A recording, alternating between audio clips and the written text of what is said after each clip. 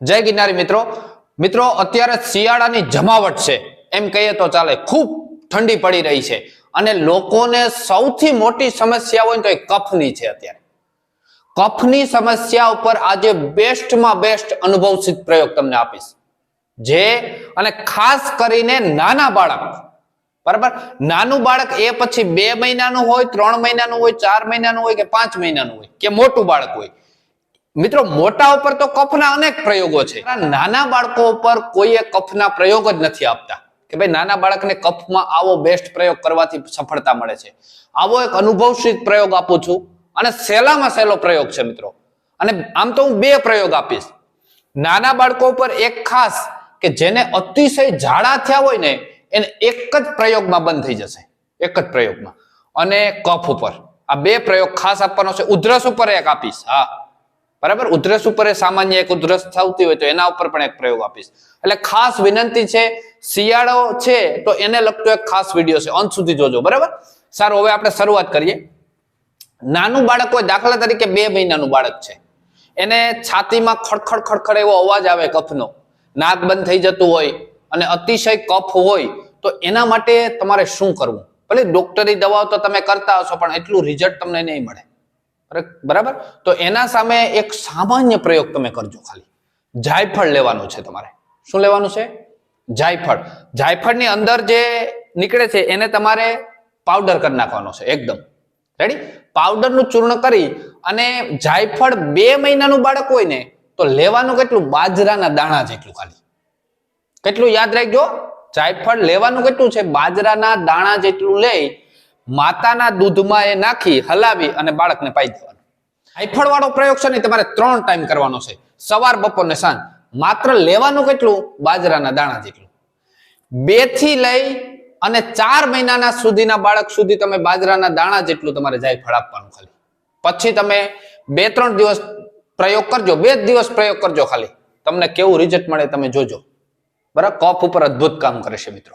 અને થોડુંક મોટું બાળક હોય તો તમારે એની માત્રા વધારતી જવાની, બરાબર। દાખલા તરીકે 5-6 મહિનાનું બાળક હોય તો તમે નાનું ઘઉંના દાણા જેટલું આપી શકો, એથી મોટું હોય તો ચણાના દાણા જેટલું ચણા જેટલી આપી શકો જાયફળ, બરાબર। એવી રીતે જેમ જેમ મોટું હોય એવી રીતે થોડી થોડી માત્રા વધારી અને 3 ટાઈમ તમે પ્રયોગ કરાવી શકો જાયફળનો।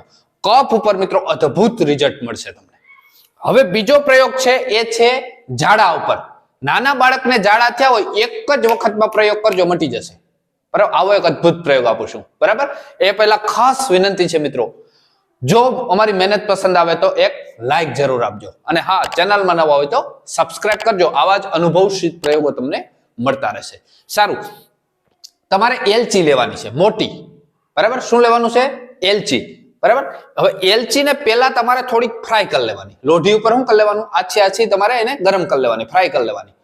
પછી તમારે અંદરનું બી કાઢી, અંદરથી એના બી નીકળે છે કાળા કાળા નાના નાના, એ કાઢી અને એકદમ એનો ભૂકો કરી નાખવાનો, પાવડર કરી નાખવાનો, રેડી। પેલી આ પ્રક્રિયા થઈ ગઈ। હવે એ ભૂકો કરી નાખ્યો હોય ને એ તમારે એક નાની ચમચી લેવાની। શું લેવાનું? નાની ચમચી। એમાં તમારે બાજરાના દાણા જેટલું, કેટલું? બાજરાના દાણા જેટલું એમાં આ એલચીનો ભૂકો નાખવાનો, એમાં થોડુંક પાણી નાખવાનું અને પછી એને ગેસ ઉપર આમ ગરમ કરવાનું। એમ થઈ જાય કે ગરમ થઈ જાય ને એ પાણી, પછી એને ગાળી લેવાનું, થોડુંક ગરમ કરજો વ્યવસ્થિત, બરાબર। પછી એને ગાળી લેવાનું, એ ગાળી અને પાણી તમારે નાના બાળકને પાઈ દેવાનું, એટલે તમારા ઝાડા બંધ। પછી એ 2 મહિનાનું હોય, 3 મહિનાનું હોય, તમારી રીતે માત્રા થોડી થોડી વધારતા જજો, બરાબર। પણ ઝાડા ઉપર તો મિત્રો અદ્ભુત કામ છે, એમાં 2 ફિકર નહીં। અને સામાન્ય પ્રયોગ તમે વિચાર કરો, એલચીના દાણો એટલે સાવ નોર્મલ વસ્તુ છે, પણ એનો પ્રયોગ જો તમે સમજી ગયા ને, એનો ભૂના, એને ગરમ કરવું, ખાંડવું અને પાણી નાખી એને ગરમ કરવું, એને ગાળવું ને પછી પાવું, બરાબર। આ રીતનો એનો પ્રયોગ તમારે કરવાનો છે।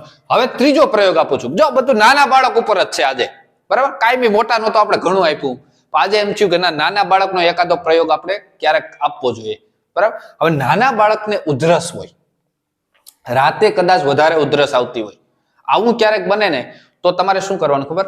માત્ર ને માત્ર, બરાબર, માત્ર પાણી લેવાનું, એમાં તમારે હળદર નાખવાની।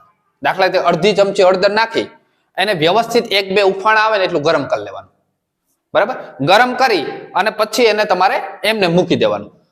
થોડુંક ગરમ, માઇનોર થોડુંક ગરમ પીધા જવું હોય ને પાણી પીધા જવું, એટલે તમારે જો હાવ નાનું બાળક હોય ને, સાવ નાનું 2-3 મહિનાનું, બરાબર, તો એને તમારે 6-7 ટીપા ખાલી પાવા. કેટલું? 6-7 ટીપા. ઉધરસ આવે એટલે 6-7 ટીપા 2-3 ટાઈમ 4 ટાઈમ પાવા.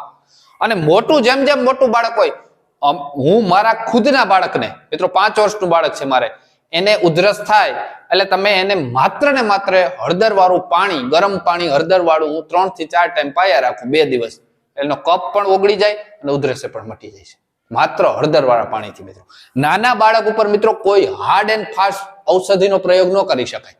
એના મિત્રો સામાન્ય ઔષધિથી જ તમારે મટાડવું પડે. આ બધી સામાન્ય ઔષધિ છે. જાયફળ લઈ લો, એલચી લઈ લો કે હળદર લઈ લો, ઘર આવશે ને સામાન્ય વનસ્પતિથી જ નાના બાળકને મટાડી શકાય. અથવા તો એને બાહ્ય ઉપચાર કરી શકાય. આકડાનું પાન ગરમ કરીને છાતી ઉપર બાંધવું, બરાબર, આવા બાહ્ય ઉપચાર છે, એને કફ કાઢી શકાય. એને કઈ હાઈફાઈ વસ્તુ આપી શકાય, એને અરડુસીનો રસ ન આપી શકાય. એટલે આ સામાન્ય વસ્તુ તમારે ખાસ ધ્યાન રાખવી. મિત્રો વિડીયો તમને જરૂર પસંદ આવ્યો હોય છે.